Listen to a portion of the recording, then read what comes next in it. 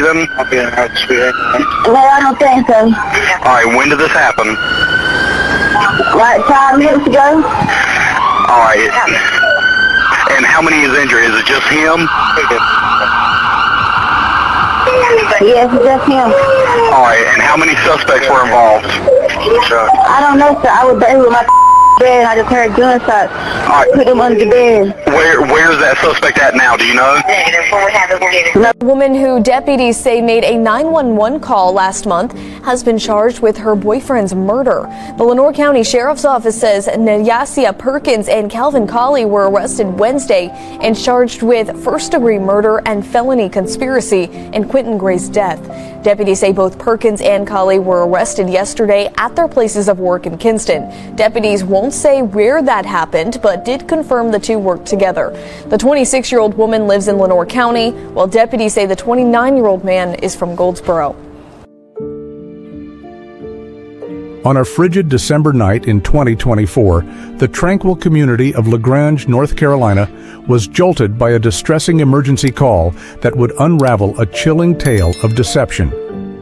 At approximately 12:10 a.m. on December 8th, Nyasia Perkins dialed 911, her voice laden with apparent panic, reporting an alleged intruder at the modest residence she shared with her partner, 29-year-old Quinton Lee Gray, and their 2 young sons. Lenoir County Sheriff's deputies swiftly converged on Sweet Amy Lane, navigating the eerie stillness with heightened caution, unsure if a perpetrator remained inside. The scene they encountered would launch a rigorous investigation, ultimately exposing a starkly different truth from the anguished account Nyasia provided, revealing a meticulously orchestrated betrayal that left even seasoned investigators astounded. Stepping into the home, deputies were met with a harrowing sight that immediately sparked suspicion. Quinton lay lifeless on the living room floor, his body marred by multiple gunshot wounds, blood pooling ominously beneath him on the hardwood surface. In a nearby bedroom, the couple's 2 young sons were discovered, physically unscathed, but profoundly affected by the violent act that had transpired mere feet from their sleeping quarters. Nyasia, visibly distraught, greeted officers at the threshold, offering what seemed a plausible explanation. She had been asleep when unfamiliar noises awakened her, followed by the sound of footsteps and gunfire. By the time she reached the living room, she claimed, the intruder had vanished, leaving Quinton beyond salvation. "I heard someone moving through the house," she repeatedly told various officers. "I have no idea how they gained entry. The gunshots jolted me awake." As emergency medical personnel confirmed Quinton's death at the scene, investigators initiated a methodical examination of the premises. They promptly noted several anomalies. No doors or windows bore evidence of forced entry, no valuables appeared to have been taken, and the home showed no signs of being ransacked or searched. When questioned about security systems or surveillance cameras, Nyasia stated none existed. Asked whether Quinton had any enemies, she adamantly denied it, portraying him as a beloved figure in the community. He was an exceptional father, she informed authorities. He pursued a music career under the pseudonym Hudrick Montana. Everyone held him in high esteem. Deputies meticulously documented the scene, capturing photographs, collecting shell casings, and obtaining initial statements from those present. Neighbors, drawn by the flashing lights of emergency vehicles, gathered outside, their concern mingling with confusion. One resident recalled hearing voices earlier that evening, though nothing indicated a burglary. Another mentioned observing an unfamiliar vehicle parked nearby earlier, but could offer no specific details. By dawn, the crime scene was fully secured, and Quinton's sons were safely relocated to the care of relatives. The county medical examiner arrived to transport Quinton's body for a detailed autopsy, formally classifying his death as a homicide. In the hours that followed, Nyasia steadfastly maintained her narrative, recounting to detectives a routine evening spent at home with Quinton and their children before retiring around 10 p.m. She claimed to have been roused by strange sounds after midnight, followed by the unmistakable sound of gunshots. "I was too terrified to investigate immediately," she explained. When I finally mustered the courage to check, I found him on the floor and immediately contacted emergency services. Her tearful interviews with investigators painted a vivid picture of a loving partnership abruptly shattered by an inexplicable act of violence. She spoke eloquently of Quinton's ambitions to achieve success as a rapper, his unwavering dedication to their sons, and their shared aspirations for a prosperous future. As news of the tragedy reverberated through Grange and the surrounding Lenoir County communities, residents were in disbelief. Violent home invasions were rare in this tightly knit region.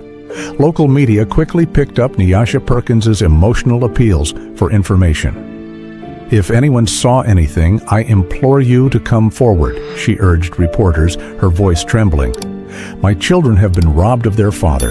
I've lost the love of my life. We desperately need justice." But to investigators, the physical evidence raised more questions than answers. The absence of forced entry, the precise positioning of Quinton's body, and the home's largely undisturbed condition pointed to inconsistencies in Nyasia's account. As the case unfolded, digital evidence would soon reveal a starkly different narrative behind her tearful public pleas. Who was Quinton Lee Gray beyond the headlines? Born in 1995, Quinton was 29 when his life was cut short.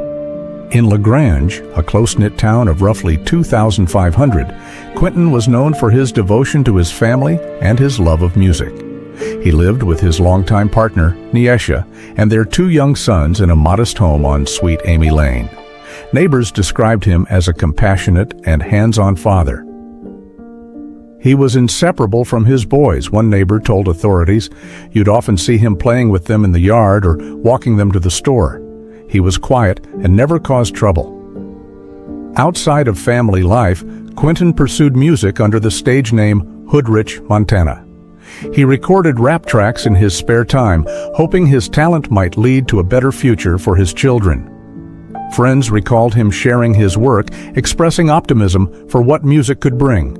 His lyrics reflected personal struggle and ambition, not criminal life. He avoided trouble, a childhood friend told investigators. His songs were about his journey, his hopes, not violence. Public records supported this. Quinton had no criminal history, gang ties, or suspicious associations. His life was centered on stability, caring for his family, pursuing music, and staying involved in his community. Even his relationship with Nyasia seemed solid to outside observers. They co-parented effectively and presented as a united front navigating everyday life. In the weeks before December 7th, 2024, there were no signs of trouble. Quinton followed his usual routine, spending time with his children, working on music, managing the home. Nothing suggested danger was imminent. This made the events of that night all the more confounding. A seemingly normal evening had turned into a fatal one. His death sent shockwaves across Grange. Friends, neighbors, and acquaintances mourned the loss of a man they knew as devoted and kind. Spontaneous memorials formed, and stories circulated about his warmth and dedication to his sons. His absence left a devastating void for his young children, too young to fully grasp what had happened. For investigators, the case was baffling. Quinton didn't fit the profile of a typical homicide victim. He had no known enemies, criminal connections, or financial conflicts. This pushed the investigation inward to the dynamics inside the Sweet Amy Lane home. Detectives began to scrutinize the inconsistencies in Nyasia's story. While her account described a violent break-in, the crime scene told another story. Most notably, there were no signs of forced entry. No doors or windows showed tampering, implying the intruder either had a key or was let in. "We thoroughly examined every point of access," a detective later stated. Not one showed signs of damage. Inside the home, the supposed burglary looked staged. Some areas were superficially disturbed, but valuables remained untouched and drawers were unopened. Nothing suggested a frantic theft. Ballistics further contradicted her account. The trajectory and pattern of the bullets revealed they were fired from a close range, inconsistent with her claims of a chaotic encounter. Neighbors' statements added more contradictions. While Nyasia claimed she awoke to gunfire, multiple residents reported hearing raised voices earlier that evening. One neighbor clearly recalled an argument about an hour before the shots, casting further doubt on Nyasia's timeline. As the accumulation of physical evidence grew, investigators shifted their focus to digital records, a decision that proved to be a turning point in the case. By securing warrants for phone records, they uncovered a pattern of extensive communication between Nyasia and Calvin Coley, a 29-year-old co-worker from her place of employment in Quinton, who resided in nearby Goldsboro and had no notable criminal history. On the surface, Coley appeared to be merely a professional acquaintance, but forensic analysis of their electronic devices revealed a far more sinister connection.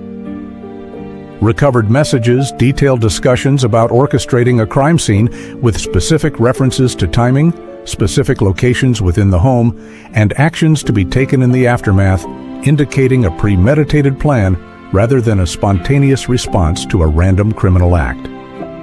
They outlined a strategy to simulate a break-in, an investigator explained.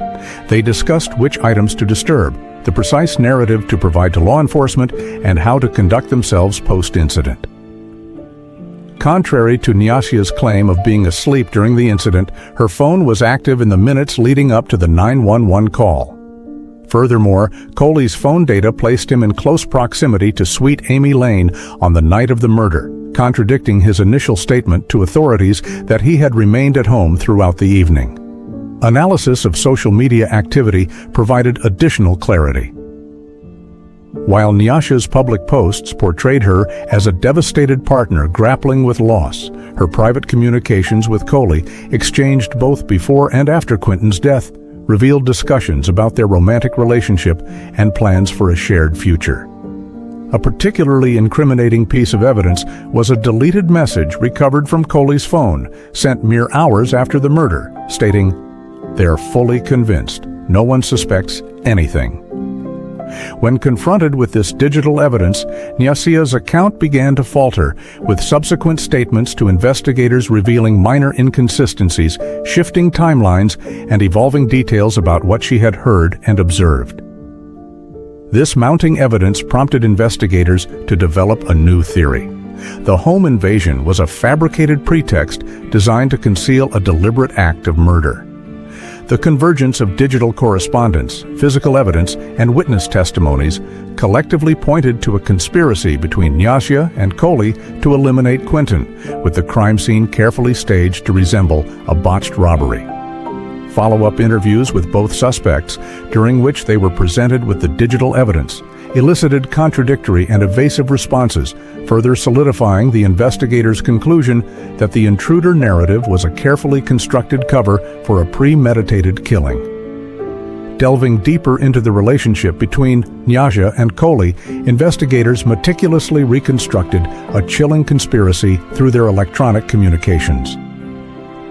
The digital trail began several weeks prior to Quinton's murder, with phone records revealing hundreds of messages exchanged between the two throughout November 2024, the frequency of which intensified significantly in early December. Initially, these communications might have appeared as routine workplace interactions, but forensic analysis uncovered an intimate connection.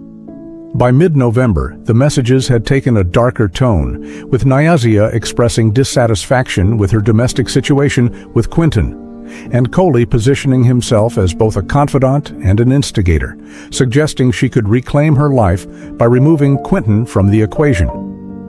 These weren't merely expressions of frustration, a digital forensics expert noted. They evolved into concrete plans to permanently eliminate Quinton from their lives. By November 30th, 2024, their correspondence had become overtly sinister, with recovered deleted messages explicitly discussing methods to kill Quinton and strategies to avoid detection. A message from Nyasia, dated December 3rd, read, "A staged burglary would go unquestioned. Robberies are commonplace." Coley's response demonstrated a clear alignment with her intent. "Be certain you know exactly what to tell the authorities. Our narratives must be consistent." In the days immediately preceding the murder, their communications focused on refining critical details. the layout of the Sweet Amy Lane residence, Quinton's typical sleep schedule, and the precise steps needed to create a convincing crime scene. Nyasia provided Coley with information about neighborhood patterns, including which residents might be awake and observant during their planned time frame. On December 7th, just hours before the murder, phone data confirmed that the two met briefly near Nyasia's workplace in Quinton, a rendezvous captured on security footage from a nearby business, lasting approximately 15 minutes, a meeting neither disclosed in their initial statements to law enforcement. Based on the comprehensive evidence, investigators reconstructed the sequence of events spanning December 7th to 8th, 2024. Around 10 p.m., Quinton and his sons retired for the night, as corroborated by neighbors who observed the home's lights dimming around that time. Nyasia, however, remained awake, actively communicating with Coley via text messages. By 11:30 p.m., Coley's phone location data positioned him within a quarter mile of the Sweet Amy Lane residence. A message from Nyasia at 11:42 p.m. simply stated, "The back door is unlocked." Between 11:45 p.m. and midnight, investigators believe Coley entered the home through the unsecured back door, a detail that explains the absence of any forced entry. Digital evidence further contradicted Nyasia's claim of being asleep, as her phone remained active until just minutes before the 911 call was placed. A deleted message sent from her device at 11:58 p.m. read, "He's inside now." The medical examiner's report estimated Quinton's time of death at approximately 12:05 a.m. on December 8th, attributing it to multiple gunshot wounds inflicted by a 9mm handgun, which was never recovered. Subsequent searches of Coley's residence uncovered clothing bearing traces of gunshot residue, further implicating him.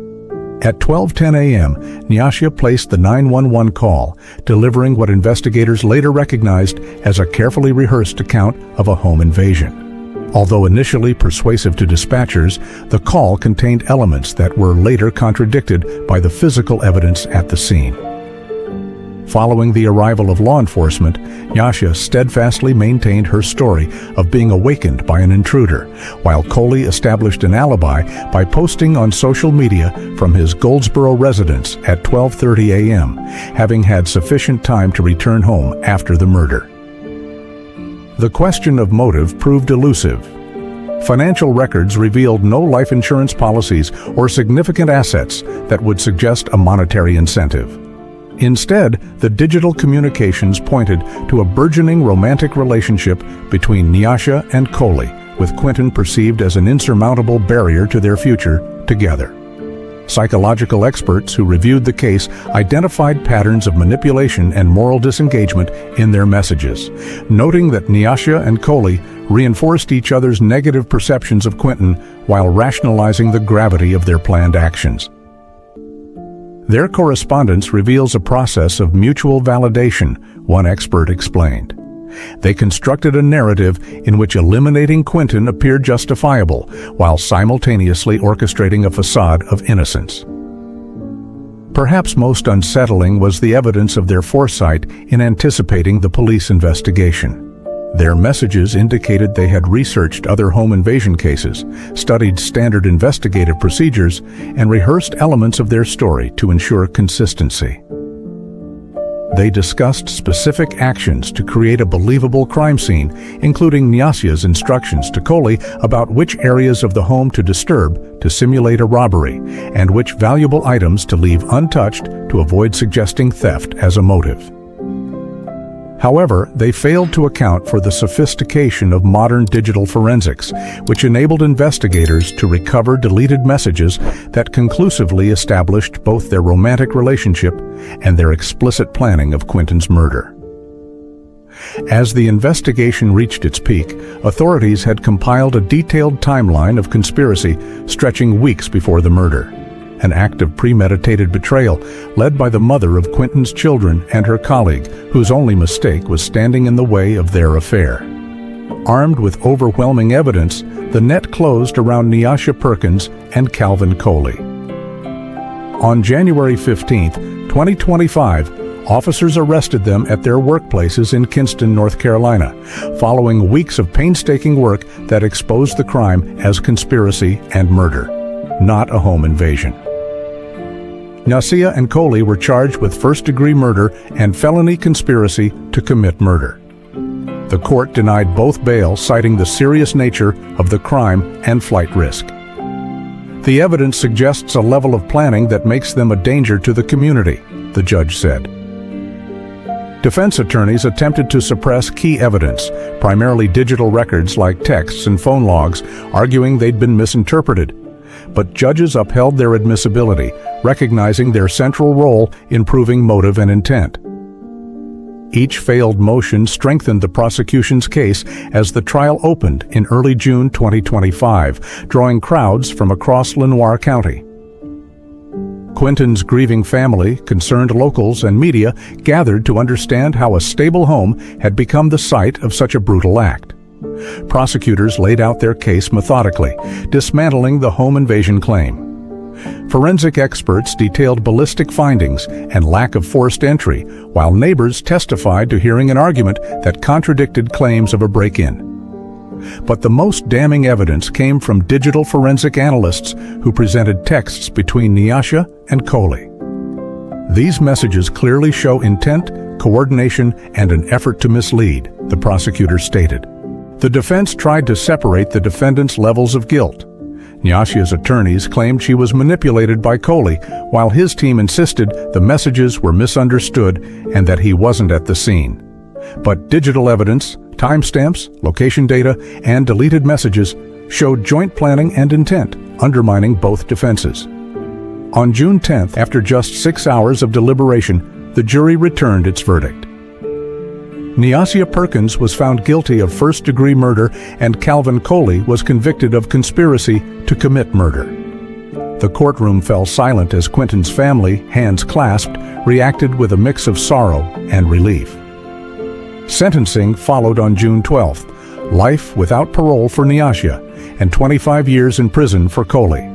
The sentences reflected the premeditated nature of their crime and the strength of the evidence.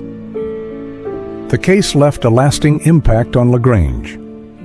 Quinton's 2 young sons now face life without their father, cared for by extended family, trying to provide stability amid tragedy.